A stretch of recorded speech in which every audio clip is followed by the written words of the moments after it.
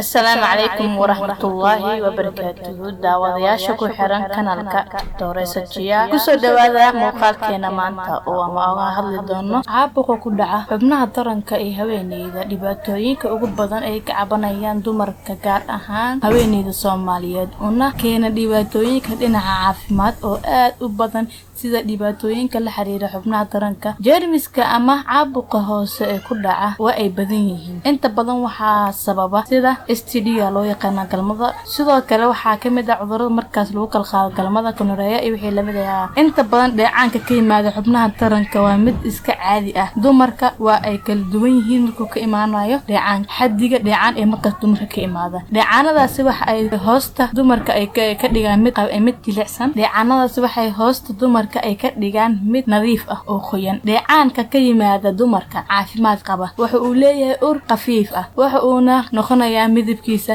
saafi cadaan ah mararka qaar waxa laga yaabaa in uu ku reebo dharka hoos ay kaga xiran tahay haararo ama haraariyo ama waxa laga yaabaa inay ku reebto waxyaabo yar yar oo midabkoodu yahay jaalo xiliyada la soo deeyo dheecaanka waa xiliyada qaar loo soo deeyo oo xasidiyaasha oo ka soo deeynayso sidoo kale xilliga ay hooyadu ay nuujinayso ay wal soo deeyaa dheecaankaasi saddex xilliga ay dareenkeedu uu saad u kacsan yahay aad ayaa loo soo deeyaa asagana sida lagu garan karaa inuu jiro infection kow midabka dheecaanka ka imaano isbedelaya laba ur ama shiir isku arkaysaa saddex cuncun isku arkaysaa sidoo kale xagga hoosena way ku saddex cuncun oo xagga hoose isku arkaysaa gubasho ka gaaraha hoosta haweeneyda ama fajeenaha shan kaadida oo guda lix kaadida oo qabashadeeda soo badata todoba nin ka soo baxa agagaaraha duleelka hoose sideed kalmada oo xanuun yeelata sagaal xumad iyo qarqariyo toban xanuun caloosha ah ama majiir oo yimaado haddaba sidee ugu hortagi kartaa caabuqa ku dhaca xubnaha taranka hoose kow waa in aad joojisaa xirashada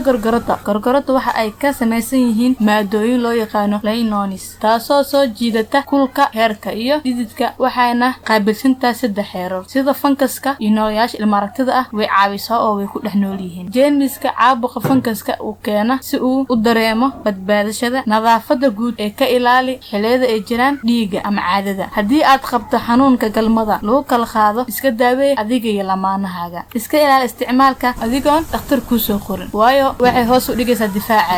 difaacaga maradu hoos u dhigmana waxa iman kara caabuqyo fara badan oo kugu soo korkamban kara cunooyinka dabiiciga ah ee looga hortago caabuqa kow dinsiga waa qalajiye aad iyo aad u wanaagsan waana isticmaasha sidoo kale saliidda qarfaha laga sameeyo waa in aad marisaa saxaha ama meesha caabuqa uu ka jiro meel kasta caabuq ka jirin waa loo isticmaalaa sida fankuska faryaha ka soo baxo kana waa loo isticmaalaa